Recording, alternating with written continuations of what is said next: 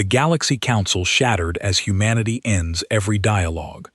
The gavel had not even finished its third strike when the Thren delegate spoke over me again.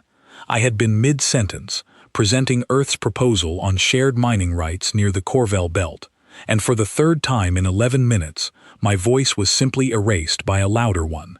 I am Claire Whitfield, Chief Liaison of the Human Delegation to the Galactic Council, and on that day, in that chamber, I understood something that would change the fate of every species sitting around that circular table. We were not being heard. We had never been heard. We had only been tolerated. The chamber itself was built to remind you of your place.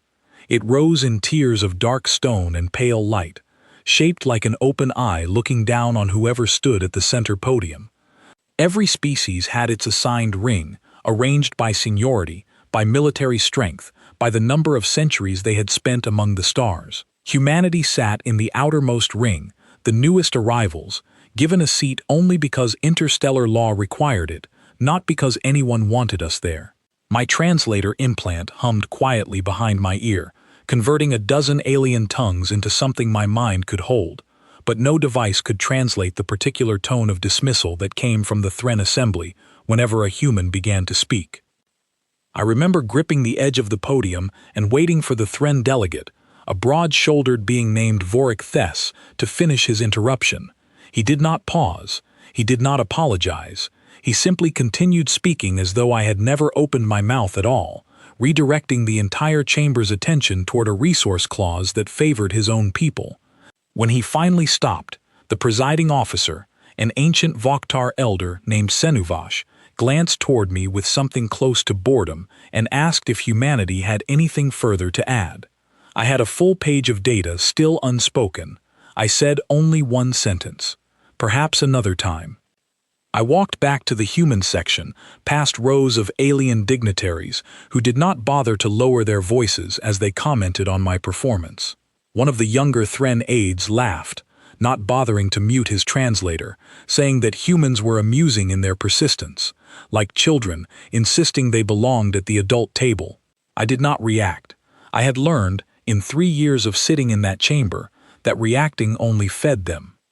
Beside me sat Daniel Pierce, our senior trade envoy, a calm man with a habit of tapping 2 fingers against his knee whenever he was holding back words he wanted to say out loud. He leaned toward me and murmured that this was the 4th time this month our proposals had been buried before a vote could even be called. I told him I knew. He asked what Earth Command was going to do about it. I told him I did not know that either, and that scared me more than anything the Thren had said. Humanity had entered the Galactic Council only 6 years earlier, after what the other species called our sudden and unsettling arrival among the stars. We were the newest member of a body that had existed for over 4,000 years, built by species who had been trading, warring, and negotiating with each other since before humans had learned to write. To them, we were an anomaly, a species that had appeared out of nowhere with technology that should not have been possible for a civilization so young. Some species distrusted us for that reason alone. Others simply saw us as beneath consideration, a curiosity to be managed, rather than a partner to be respected. I had taken this posting because I believed in the promise of the Council. The idea that a chamber built on shared dialogue could resolve disputes without a single life being put at risk. I had studied law and diplomacy for a decade before earning the right to speak for my planet. I had memorized the histories of a dozen species, learned their customs, their taboos, the subtle differences between a Vokhtar nod of respect and a Vokhtar nod of dismissal. I had done everything the manual told me to do. And still, every proposal I brought to that chamber met the same wall of practiced indifference. It was not always this obvious. In my first year, the dismissals were subtle, wrapped in polite procedural language. A human motion would be tabled for further review that never came. A human witness would be scheduled to speak last, after the session had already run long and half the delegates had left for recess. A human vote would be recorded, then quietly recategorized as advisory rather than binding. Each incident on its own seemed small enough to overlook. Together, over years, they formed a pattern so consistent that I began keeping a private record, a document I called simply the ledger, where I logged every interruption, every dismissed motion, every meeting where humanity's voice had been present in the room but absent from the outcome. By the time of the mining rights session, the ledger held over 200 entries. I brought this to the attention of my superiors on Earth more than once. Admiral Grace Ashford, who oversaw our diplomatic corps from the orbital command station above Earth, listened patiently every time I reported back. She was not a woman who wasted words, and she had a habit of listening far longer than she spoke. After the mining rights session, I sent her a full report, expecting the usual response, a reminder to remain patient, a reminder that humanity was still proving itself, a reminder that walking away from the table was not an option available to the newest and smallest member of a 4,000-year-old order. Instead, her reply was short. She wrote only that patience had a limit, and asked me to keep the ledger updated in real time from that point forward. I did not think much of the request at the time. I assumed she wanted better documentation for future appeals, perhaps a case to bring before the Council's Ethics Tribunal, a body that existed on paper but had never once ruled against an established species in humanity's favor. I had no idea that the ledger was about to become something else entirely, a record not of humanity's grievances, but of the precise moment each grievance would be answered. 3 days after that session, I was summoned to a private channel with Earth Command, a secure line reserved for matters too sensitive for the usual diplomatic relay. On the other end was not Admiral Ashford, but a man I had not spoken with in over a year, Oliver Hart, the coordinator of Earth's Unified Strategic Council, the body that oversaw every nation's combined interests beyond our solar system. His presence on that channel told me this was no longer purely a matter of diplomacy. He asked me a single question. He asked whether I believed, honestly and without diplomatic softening, that the Galactic Council had ever intended to treat humanity as an equal. I did not answer immediately. I thought of every session, every interruption, every vote quietly recategorized, every laugh muffled behind a translator that had not quite muted in time. I thought of the ledger, 200 entries and growing. I told him no. I told him I believed the Council had built a chamber shaped like an open dialogue, but had never once intended for humanity's voice to reach the center of it.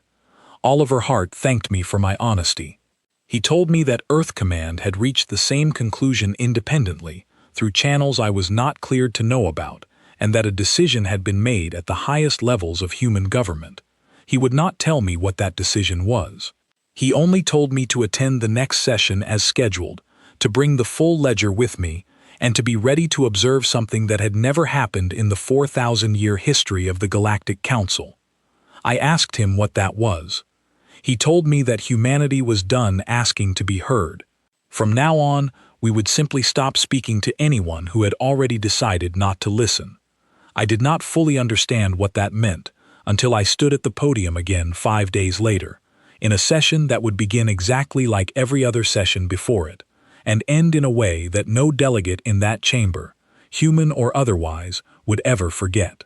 I walked into the chamber that morning with the ledger secured on a small data tablet in my hand, unaware that I was about to witness the first crack in a structure that every species present had assumed was permanent. The stone tiers rose around me as they always had. The pale light fell across the circular table as it always had. Vorik Thess sat in his usual seat, already leaning forward, already preparing, I was certain, to speak over whichever human voice rose first. I took my place at the podium and waited for the presiding officer to call the session to order, feeling for the first time in 3 years a strange and unfamiliar calm settle over me, the calm of someone who no longer expected to be heard and had decided that expectation itself was no longer the point. Senuvash struck the gavel and called the session to order, and the chamber settled into its familiar rhythm, delegates murmuring to their aides, translators humming across a dozen frequencies, the pale light shifting slightly as the great dome above us tracked the position of the system's twin suns.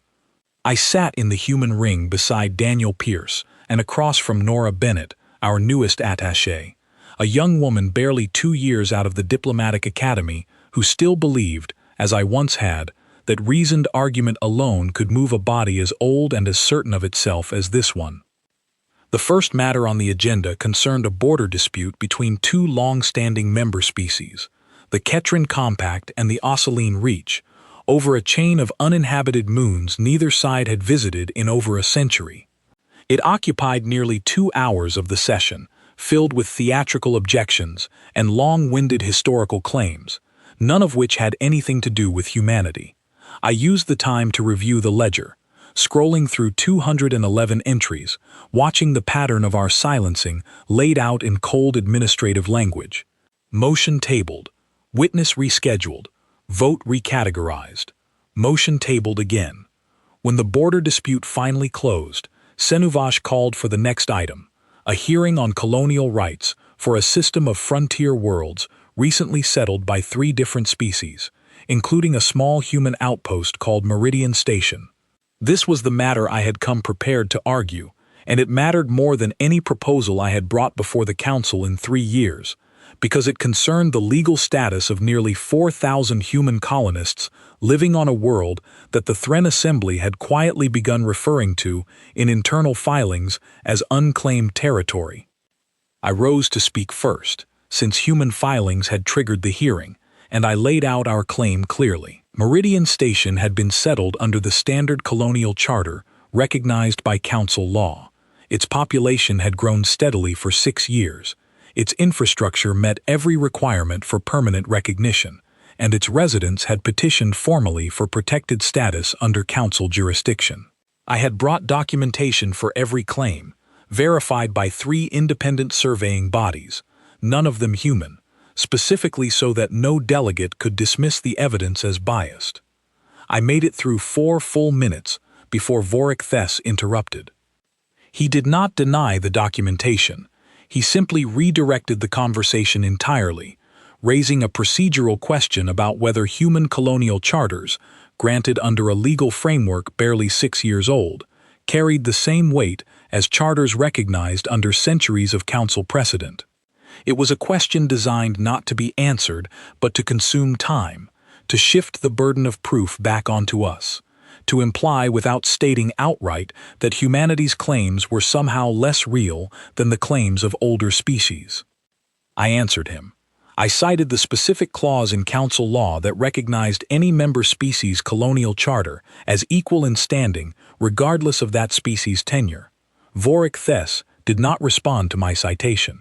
He simply turned to Senuvash and requested that the matter be tabled pending further review by the council's legal committee, a body that, according to my ledger, had never once returned a ruling on a human filing in under 14 months. Senuvash granted the request without comment. I felt something shift in my chest, not anger exactly, but a kind of clarity, the same clarity Oliver Hart's question had given me days earlier. I looked across the chamber at Nora Bennett, whose expression had gone rigid with the particular disbelief of someone watching injustice happen in slow motion for the first time. I looked at Daniel Pierce, whose fingers had stopped tapping against his knee entirely, gone still in a way that told me he was no longer holding anything back because there was nothing left to hold. The session moved on to its next item, a trade agreement between the Vokhtar Concord and a newly admitted insectoid species called the Chiroleth, and I sat through it in silence, watching the pattern repeat itself in miniature, watching how differently the chamber treated a proposal from a species with 4,000 years of standing behind it. Every objection was answered respectfully. Every clause was debated on its merits. No one interrupted, no one redirected, no one tabled anything pending further review. By the time the session reached its final scheduled item, a minor dispute over shipping lanes that barely concerned humanity at all, I understood exactly what I was watching. The chamber was not a place where dialogue happened. It was a place where the appearance of dialogue was maintained, carefully, deliberately, for every species old enough to have earned the right to be heard, and withheld, just as carefully, just as deliberately, from anyone new enough to still be testing the door. Senuvash was preparing to close the session when Daniel Pierce rose from his seat. He had not been recognized. He had not requested the floor through the proper channel, the small illuminated marker each delegate used to signal a desire to speak, a marker that historically took anywhere from several minutes to several sessions to be acknowledged when raised by a human hand. He simply stood, and the chamber, out of old habit more than respect, quieted enough for his voice to carry. He said that he wished to formally withdraw humanity's colonial rights filing regarding Meridian Station from the Council's docket. A murmur spread through the tiers. Senuvash's expression, usually carved from something like patience, flickered with genuine surprise. Vorik leaned forward, his posture suddenly alert in a way it had not been during 4 hours of tabled motions and dismissed evidence. No delegation had ever withdrawn a filing from the council docket voluntarily. It was, as far as I knew, unprecedented in the recorded history of the chamber. Senuvash asked, with visible confusion, whether humanity intended to resubmit the filing at a later date, through the appropriate legal committee, once its review had concluded. Daniel Pierce said no. He said that humanity had concluded, based on years of documented pattern, that the Council's legal committee did not review human filings in good faith, and that continuing to submit petitions to a body that had no intention of ruling on them fairly was not diplomacy, it was performance. He said that Earth would no longer perform. The chamber fell into a silence unlike any I had heard in 3 years of sessions, a silence that was not respectful but stunned, the silence of several hundred delegates from a dozen species realizing simultaneously that something fundamental in the room had just changed and none of them understood yet what it meant. Senuvash asked what humanity intended to do instead. Daniel Pierce answered that Meridian Station's colonists would remain exactly where they were, under Earth's own protection and Earth's own law, and that any dispute regarding their presence could be raised directly with Earth Command, since the Council had demonstrated, repeatedly and on the record, that it was not equipped to resolve it. Then, without waiting for a response, without requesting permission to be excused, he turned and walked out of the chamber. I want to describe exactly what that looked like, because I do not think anyone in that room, myself included, fully grasped its weight in the moment. The chamber's great doors, carved from black stone and etched with the emblem of the Council, a circle divided into equal segments representing every member species, had never once been used mid-session by a delegate leaving of their own will. Delegates were escorted out for violations of protocol. Delegates were occasionally called away for emergencies on their homeworld, but no delegate, in 4,000 years, had simply decided a conversation was finished and left. Daniel Pierce's footsteps echoed against the stone floor the entire distance to the doors, a sound that seemed impossibly loud in a chamber built for near silence between speakers. No one moved to stop him. No one, I think, knew what the protocol even was for stopping him, because no protocol had ever needed to exist for this. The doors opened at his approach, sensing his intent, and closed behind him with a heavy, final sound that seemed to hang in the air long after he had gone. Nora Bennett turned to me, her eyes wide, and asked in a whisper what had just happened.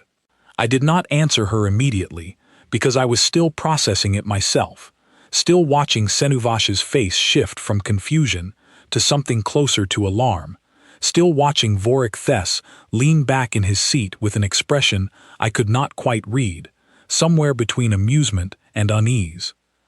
Senuvash called for order, though the chamber had not technically fallen into disorder, only into a kind of stunned quiet that no gavel could properly address. He asked the human delegation, meaning me, since I was the ranking officer remaining in the chamber, whether Earth intended this as some form of protest, and whether we wished to formally register a grievance through the appropriate channel. I stood.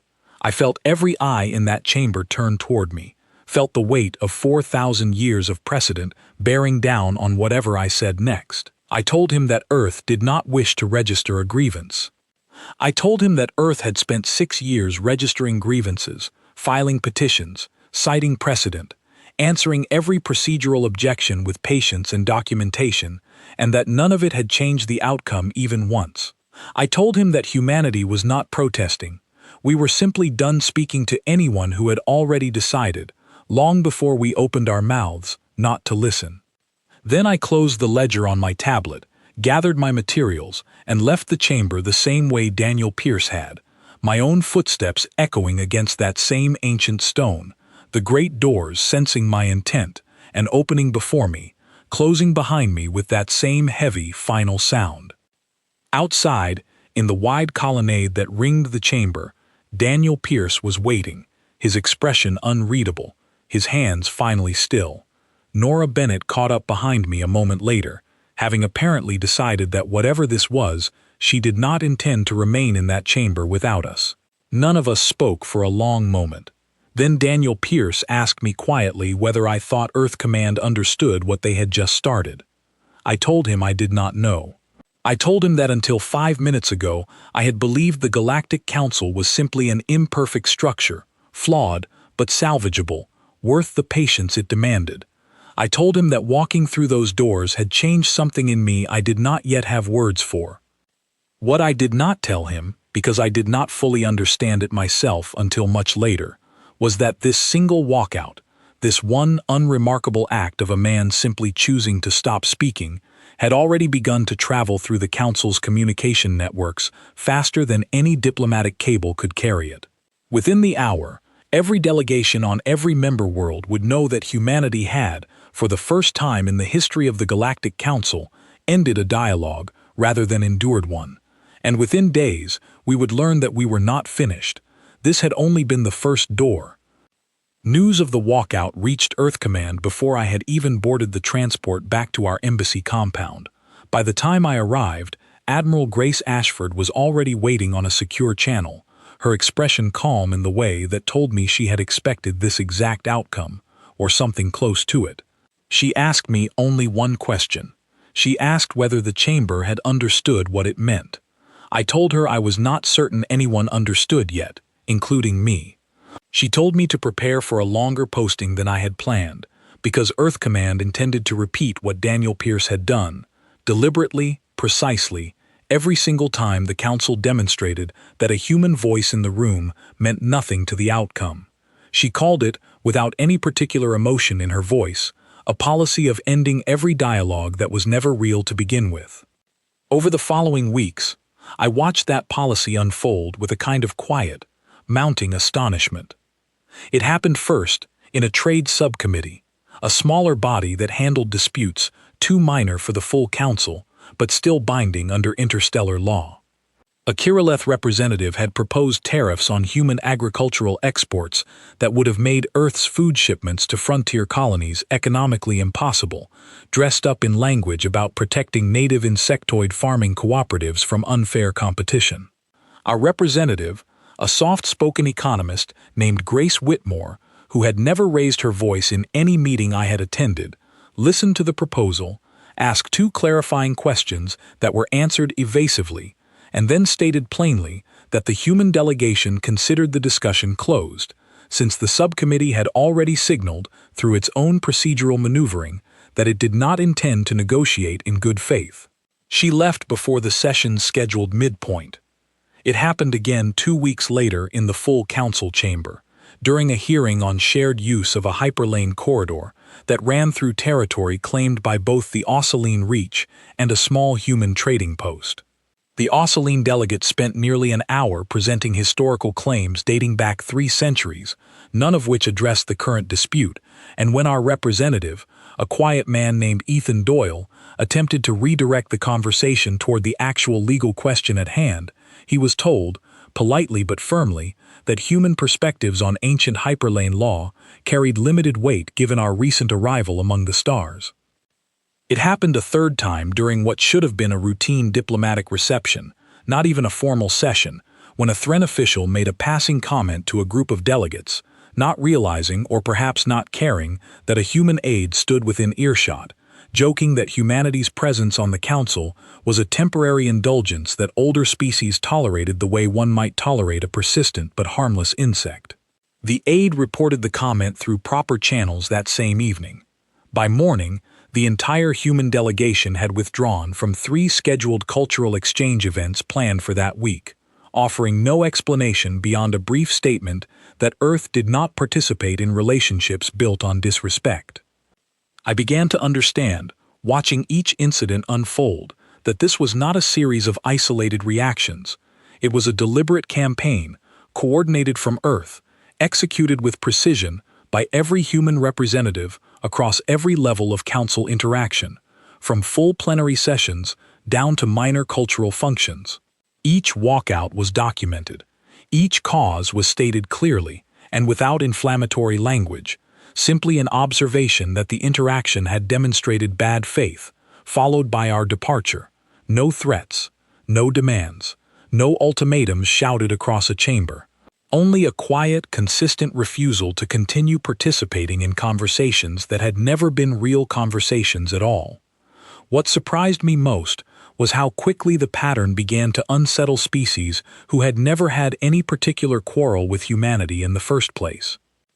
I remember a private meeting, several weeks into what the alien press had begun calling the human withdrawal, with a delegate from a species called the Illyrian, a quiet, scholarly people who occupied a small but respected seat on the council and had rarely involved themselves in disputes that did not directly concern their interests. The delegate, an elder named Ves Calor, requested a private audience with me, something that had never happened in my 3 years on the council. He met me in a small reading chamber attached to the embassy district, its walls lined with texts in a dozen languages, and he asked me, with what seemed like genuine curiosity rather than hostility, why humanity had chosen this particular strategy. I told him the truth. I told him that humanity had spent 6 years attempting every conventional method of being heard: patience, documentation, procedural correctness, careful diplomacy, and that none of it had changed a single outcome that mattered. I told him that we had concluded, as a species, that continuing to participate in a structure that never intended to grant us equal standing was not diplomacy but self-deception, and that we no longer had the patience or the interest in deceiving ourselves. Ves Calor sat with that answer for a long moment before speaking again. He told me something I had not expected. He told me that the Illyrian had watched species come and go from the council for over 1,000 years, and that every new species before humanity had eventually either accepted its assigned place in the hierarchy or been quietly pushed out entirely through economic and political pressure too subtle to challenge directly. He said that humanity was the first species in living memory to recognize the mechanism while it was still happening, and to refuse to participate in it, rather than either submitting to it or fighting it directly. He asked me what would happen if the pattern continued, if humanity kept withdrawing from every interaction the older species considered beneath serious engagement. I told him I did not fully know. I told him that Earth Command had not shared its complete strategy with me, only its immediate instructions, and that my role was to execute those instructions faithfully rather than to predict their outcome. But I told him, honestly, that I suspected the answer had less to do with what humanity intended and more to do with what the Council's structure could survive without our participation propping it up. That conversation stayed with me longer than I expected, because within a month, I began to see exactly what Ves Calor's question had been circling. The Galactic Council, I came to understand slowly, had functioned for 4,000 years on a delicate balance of rivalries.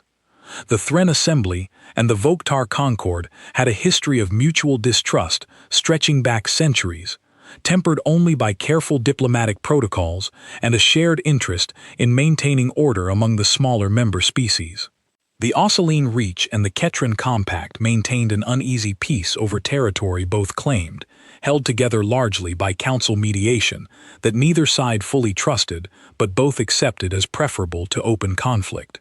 And running beneath nearly every dispute I had witnessed in 3 years was a quieter, unspoken alliance among the older, more established species, a tendency to close ranks whenever a newer or weaker member raised a challenge that threatened the existing order. Humanity, without ever intending it, had been serving as a kind of pressure valve for that entire structure. Every session where a human proposal was dismissed gave the Thren Assembly and the Voktar Concord a shared cause to unite behind, a common target that let them set aside their own rivalries for the length of a hearing. Every human petition tabled by the legal committee gave the Osceline Reach and the Ketron Compact a rare point of agreement in an otherwise tense relationship. We had been, without ever choosing the role, the one thing every established species could agree to dismiss together. When humanity stopped showing up, that shared cause disappeared. And without it, the old rivalries that had always simmered beneath the surface began, slowly and then rapidly, to resurface. It started with a dispute I only heard about secondhand, through Ves Calor, and through my own careful monitoring of council proceedings I no longer attended directly. A resource allocation vote that would once have passed easily, with the Thren Assembly and Vokhtar Concord voting together out of habitual alignment, instead split along lines no one had predicted, the Vokhtar Concord suddenly raising objections about Thren overreach in a border system neither had discussed publicly in over a decade. The vote failed. It was the first major council vote to fail in nearly 3 years. Then came a formal complaint filed by the Ketron Compact against the Osceline Reach, alleging that Osceline forces had quietly expanded patrols into the very moon chain both sides had argued over during the session where I had reviewed my ledger, the same dispute that had occupied 2 hours of a session before humanity's colonial rights hearing had even begun. Without a human proposal to argue over instead, the old border tension between the two species, previously managed through careful council mediation, erupted into open accusation on the floor of the chamber itself. I heard, through channels that grew increasingly informal as more species sought out human contacts for information no one else seemed willing to share, that the Thren Assembly had begun quietly pressuring smaller member species to formally condemn humanity's withdrawal, hoping to isolate us and force our return to the table on the old terms. But the pressure backfired in ways the Thren had not anticipated. Several smaller species that had endured their own decades of quiet dismissal within the council's hierarchy, species I had spoken with occasionally in the colonnades outside the chamber and found sympathetic in ways I had never expected from beings so different from myself, began instead asking pointed questions about why humanity's absence seemed to matter so much to the older powers if our presence had truly been as insignificant as they claimed. I remember a message from Nora Bennett, who had been assigned to monitor communications from the smaller member delegations, forwarding me a transcript from a minor species called the Dressa, a quiet agrarian people who occupied one of the outermost seats in the council's hierarchy.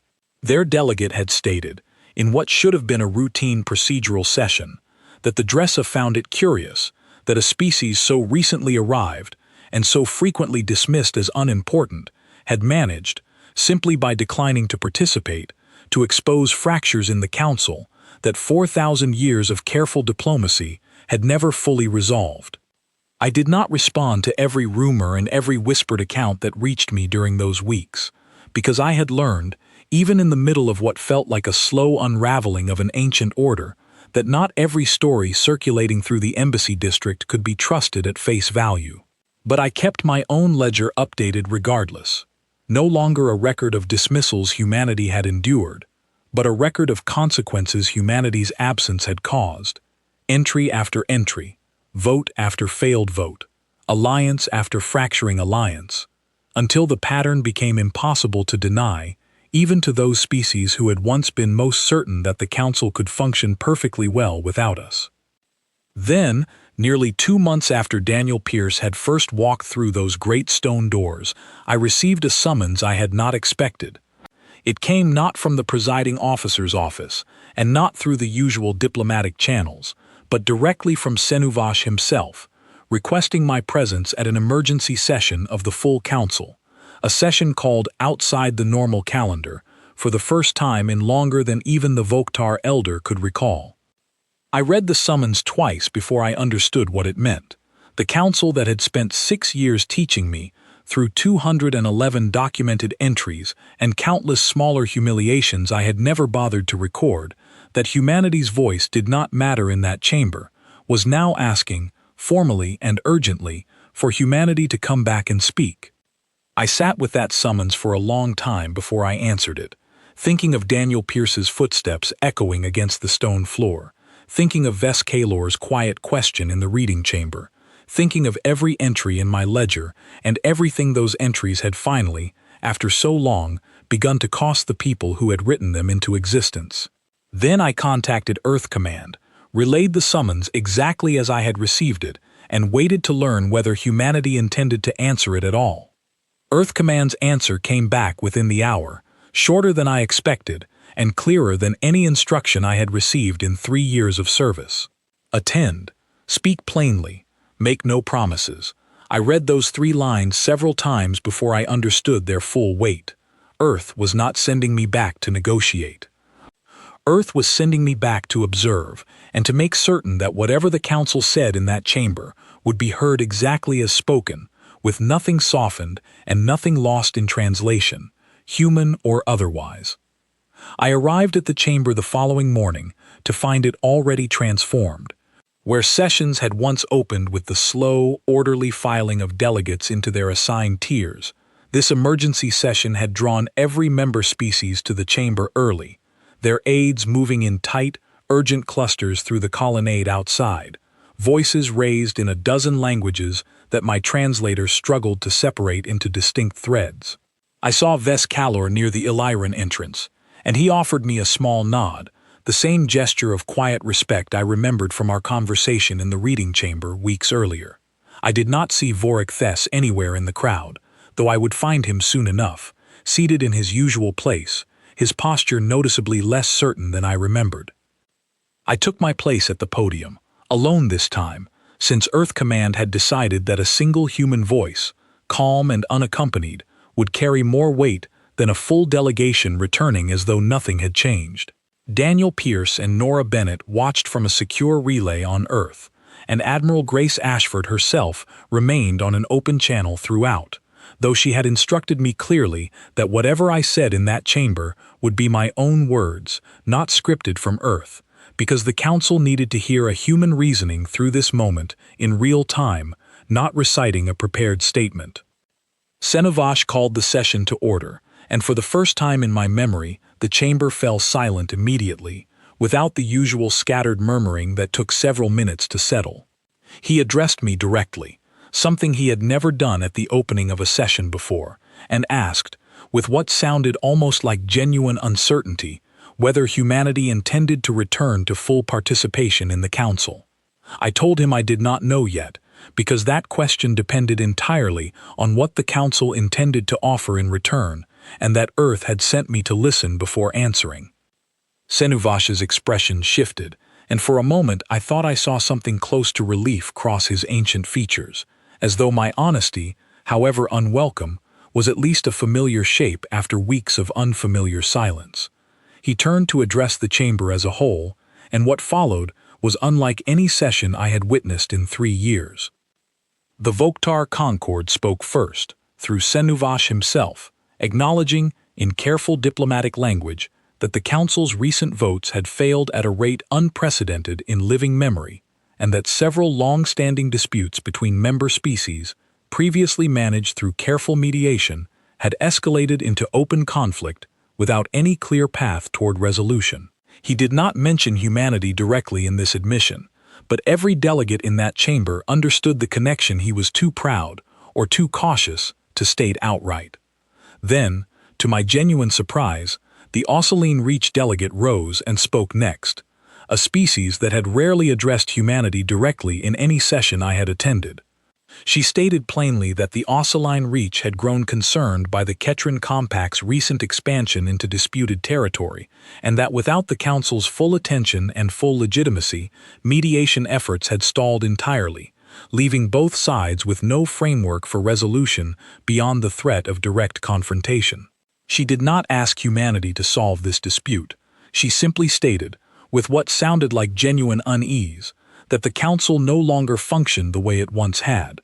One by one, delegates I had never expected to hear address humanity's absence directly rose and spoke, each admission slightly different in its framing, but identical in its underlying truth. The Council, built on 4,000 years of careful balance, had depended more than any of its members had ever acknowledged on having a shared party to unite against. A role humanity had filled without ever choosing it, and without that role being filled, the fractures beneath the surface had become impossible to ignore. When the admissions finally slowed, Senuvash turned back to me and asked, directly and without the procedural evasions I had grown so accustomed to, what humanity would require in order to return. I felt the weight of every delegate's attention settle on me at once, felt the echo of every dismissed motion and every interrupted sentence from 3 years of sessions gathering into this single moment. I told him that humanity did not want an apology, because an apology without changed behavior was simply another form of theater, another performance we had already stopped believing in. I told him that humanity wanted 3 specific changes, each one concrete, each one measurable, none of them open to the kind of procedural delay that had buried every previous human petition. I told him first that human filings would be reviewed by the legal committee within 30 days of submission, the same standard applied to every other member species, with no exceptions and no further review pending indefinitely. I told him second that any delegate who interrupted a speaker mid-statement, regardless of species, would be formally recorded in the session minutes, a rule that already existed on paper but had never once been enforced against an established power. I told him third, and this was the change I knew would draw the most resistance, that human votes on matters directly affecting human territory or human citizens would carry binding weight equal to any other member species, not advisory status subject to quiet reclassification after the fact. The chamber erupted into overlapping voices, delegates arguing among themselves in a dozen languages at once, and for a long moment I stood at that podium and let the noise wash over me without responding, because I had learned, finally, after 3 years and 211 documented entries, that silence in that chamber no longer meant weakness. It meant that I had already said everything that needed to be said, and that the council itself now had to decide what kind of body it wanted to become. Vorik Thes was the first to speak once the noise settled, and I braced myself for the same practiced dismissal I had endured so many times before. Instead, he said something I had not expected. He said that the Thren Assembly had underestimated humanity's patience, and had mistaken that patience for weakness rather than what it actually was, a choice, deliberately made and just as deliberately withdrawn once it no longer served us. He did not apologize, not directly, but he acknowledged, in language careful enough to preserve his own standing while still conceding the point, that the Council's failure to engage humanity in good faith had cost the Thren Assembly more in 2 months than 6 years of quiet dismissal had ever gained them. Senuvash called for a vote, not on humanity's proposals directly, but on whether the Council would agree to bring those 3 changes before the full legal committee for immediate ratification, bypassing the usual review process entirely, an extraordinary procedural step that I later learned had only been invoked twice before in the Council's 4,000-year history. The vote passed, not unanimously, but by a margin wide enough that even the Thren Assembly's abstention could not block it. I watched the tally rise across the chamber's display, species after species casting their support, some out of genuine reconsideration, others, I suspected, simply out of exhaustion with a council that no longer functioned the way it once had, and desperate for anything that might restore some semblance of order. I did not celebrate in that chamber. I had learned, across 3 years and 1 unforgettable withdrawal, that a vote was only ever the beginning of whether something would actually change, not proof that it already had. I thanked the Council for its consideration, stated plainly that humanity would monitor the implementation of these changes with the same attention we had once reserved for documenting our dismissal, and informed them that Earth would decide, based on that implementation, whether full participation would resume. Then, for the first time in weeks, I did not walk out of that chamber. I remained, seated quietly in the human ring, watching as the Council moved into its next order of business, watching Ves Kalor across the chamber offer me another small nod, watching Vorik Thes sit in unfamiliar stillness where his usual certainty had always been. And for the first time since I had taken this posting, I allowed myself to believe that the chamber I sat in might, eventually, become the kind of place I had once believed it already was, a place where dialogue meant something more than the appearance of being heard.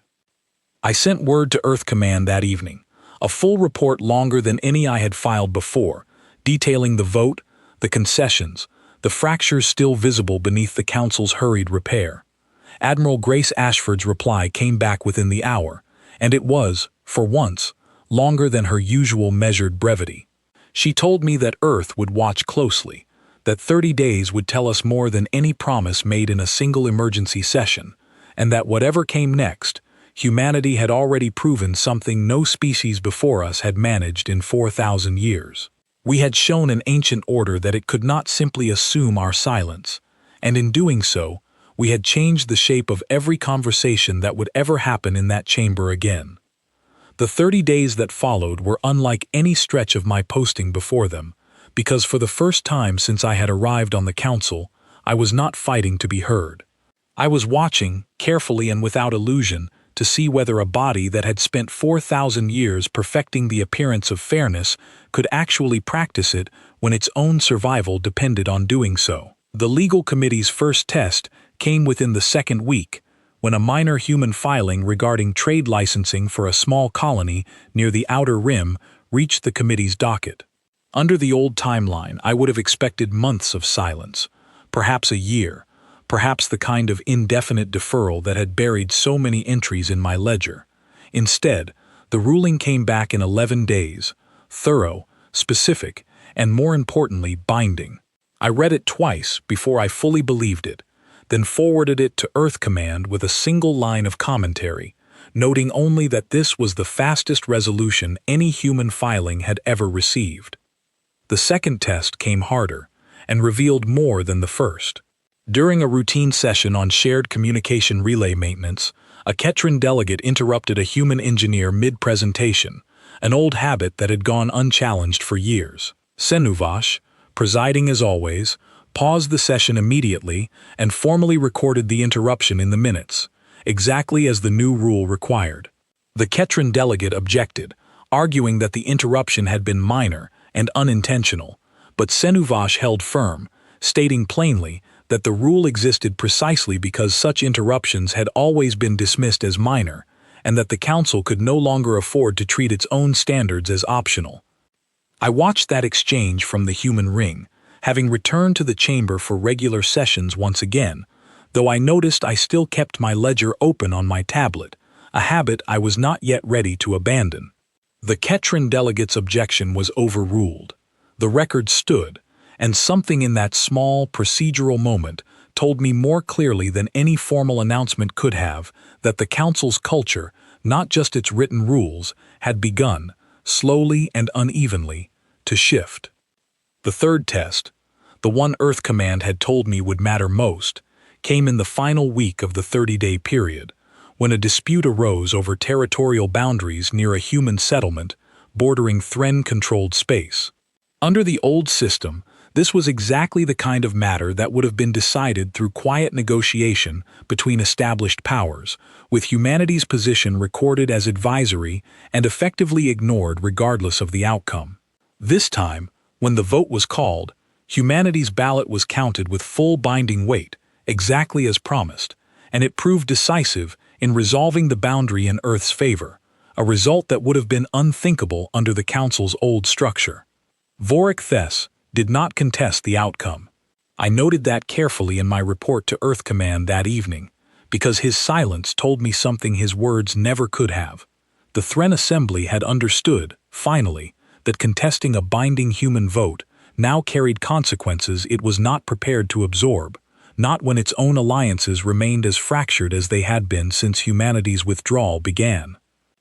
I sent my final assessment to Admiral Grace Ashford on the 30th day, detailing each test, each ruling, each small but consistent sign that the Council's promises had translated into practice, rather than remaining another layer of performance.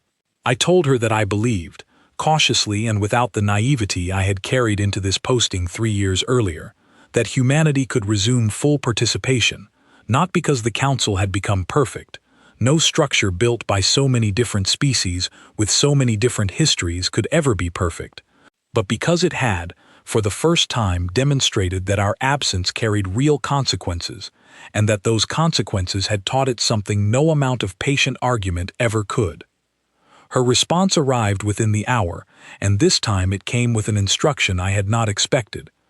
She told me that Earth Command wanted humanity's return to be formal, deliberate, and public, not a quiet resumption of business as usual, but a clear statement, delivered before the full council, that would establish exactly what kind of participation humanity intended to offer going forward, and exactly what we expected in return, permanently, not merely for the duration of a single emergency session. I requested time on the council's next scheduled agenda, and Senuvash granted it without hesitation, scheduling humanity's address as the opening item, a position of prominence no human delegation had ever been offered before. I stood at that podium one final time in this account, though certainly not the last time in the years that followed, and I looked out at a chamber that had changed in ways both visible and invisible since the morning Daniel Pierce had first walked through those stone doors. The tiers were the same, dark stone and pale light, shaped like an open eye. But the delegates who filled them no longer watched the human ring with the same practiced indifference I remembered from my earliest sessions. Ves Kalor sat with the Illyran delegation, watching with quiet, genuine attention. Even Vorik Thes, seated among the Thren assembly, had the stillness of someone listening rather than merely waiting for his turn to interrupt. I began by stating plainly that humanity had reviewed 30 days of the Council's implementation of the changes agreed upon during the emergency session, and that we had found the Council's commitment, while imperfect, genuine enough to warrant our full return to participation. I watched relief move visibly across several delegations as I said this. Relief, I understood now, came not from affection for humanity specifically, but from a genuine desire to see the Council's fractured alliances begin healing, something that had proven far harder to manage without a shared target to unite against than any of them had expected. But I did not stop there, because Earth Command's instructions had been clear, and because I had learned, across 3 years and one long withdrawal, that half measures accomplished nothing lasting in a chamber built on centuries of careful, patient theater. I told the Council that humanity's return came with a permanent condition, not a temporary arrangement subject to review, but a standing principle we intended to hold this body to for as long as we remained a member of it. I told them that dialogue, real dialogue, required more than the appearance of listening. It required consequence. It required that every voice in that chamber, regardless of how many centuries its species had spent among the stars, carry weight proportional to its stake in the outcome, not proportional to how long it had been sitting in that particular tier of that particular chamber. I told them that humanity would not hesitate to withdraw again, from any session, any committee, any negotiation, the moment we observed the old patterns reasserting themselves, the moment a proposal was tabled without cause, a vote quietly reclassified, a voice interrupted and dismissed simply because it belonged to someone new. I told them that we had learned, through hard experience, that silence offered freely was often mistaken for consent, and that we did not intend to make that mistake again, not with this Council, and not with any structure that claimed to value dialogue while practicing something closer to management. Senuvash asked, once I had finished, whether humanity considered this an ultimatum. I told him no. I told him an ultimatum implied a threat backed by force, a demand made under the shadow of consequence we intended to inflict regardless of the answer given. What I was offering was simpler and, I believed, more honest than that. It was a description of exactly how humanity intended to behave from that point forward, openly stated, so that no delegate in that chamber could later claim surprise. Real dialogue, or none at all, not as punishment, simply as the only kind of participation we now considered worth offering. The vote that followed was not on whether to accept humanity's terms, because Earth Command had made clear that these were not terms subject to negotiation, but on a broader measure Senuvash himself proposed once I had finished speaking, a formal restructuring of the Council's procedural rules to apply the same standards Earth had demanded, review timelines, interruption penalties, binding vote weight, to every member species equally, not merely to humanity's own filings. I had not expected this. I do not think anyone in that chamber had fully expected it, including, I suspect, Senuvash himself, whose proposal seemed to emerge less from careful planning and more from the accumulated weight of 30 days spent watching an ancient order strain and nearly break under pressures it had never previously faced. But once spoken aloud, the proposal found support faster than any measure I had witnessed in 3 years, species after species recognizing, I believe, that a council capable of dismissing one member's voice without consequence had never been a safe structure for any of them. Not truly, not even the oldest and most established powers among them. The vote passed by the widest margin in the council's recorded history. I do not want to suggest that everything changed instantly, or that every old rivalry dissolved the moment that vote was tallied. The Osceline Reach and Ketrin Compact continued negotiating their border dispute for months afterward, though now under a mediation process with actual enforcement behind it rather than the loosely managed goodwill that had governed it before. The Thren Assembly and Voktar Concord remained wary of each other in ways that predated humanity's arrival by centuries and would likely outlast whatever role we played in their relationship going forward. Even the smaller species who had found unexpected common cause with humanity during those difficult weeks did not simply become allies overnight, each one still navigating its own interests, its own history, its own careful calculations about where its future lay within this evolving structure.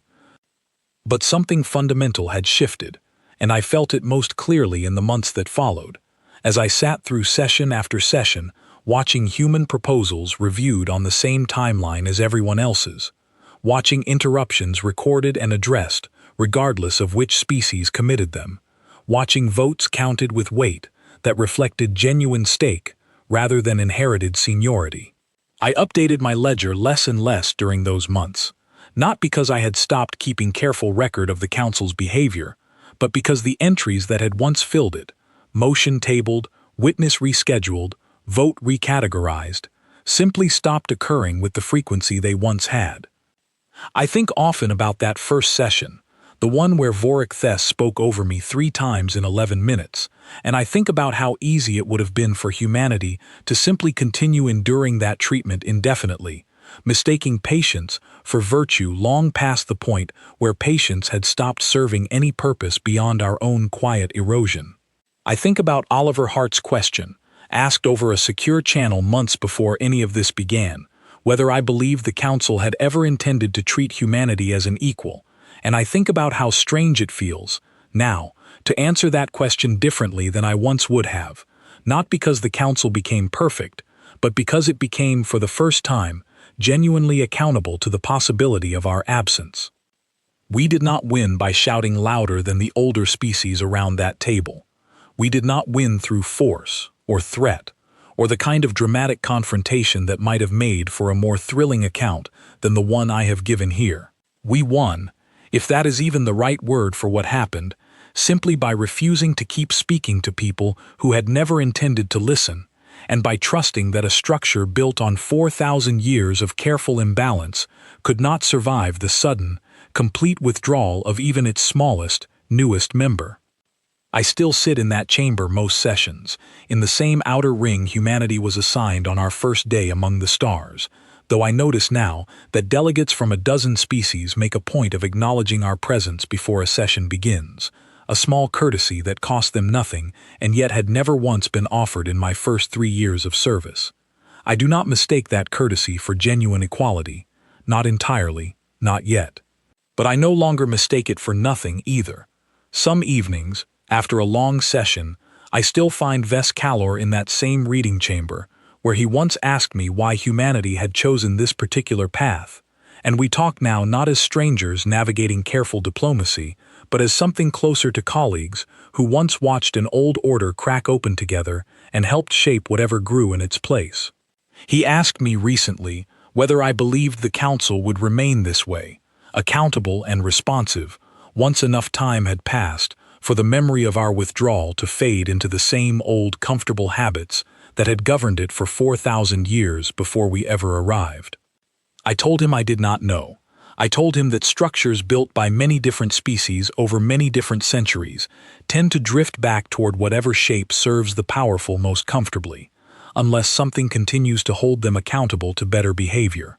But I told him, too, that humanity had shown this particular chamber something it had never had to reckon with before, proof that its authority depended entirely on the consent of every member sitting around that table, not merely the oldest and strongest among them, and that a lesson learned that thoroughly tends to leave a mark even after the memory of how it was learned begins to soften with time.